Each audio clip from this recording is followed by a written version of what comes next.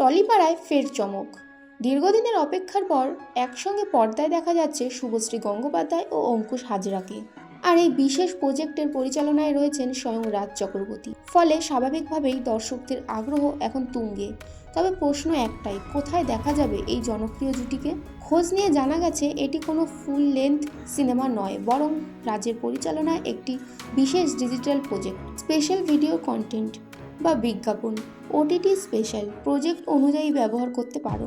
এই প্রজেক্টের শুটিং ইতিমধ্যেই শুরু হয়েছে এবং সেট থেকেই ভাইরাল হয়েছে অঙ্কুশ আর শুভশ্রীর কিছু মুহূর্ত। শুভশ্রী ও অঙ্কুশ দুজনেই টলিউডের অন্যতম জনপ্রিয় মুখ।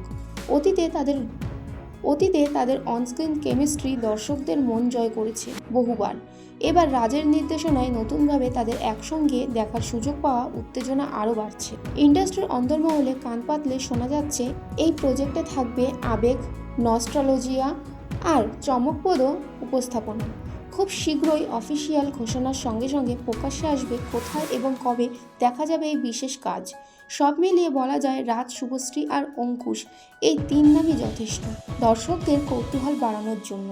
এখন শুধু অপেক্ষার অফিসিয়াল আপডেটের।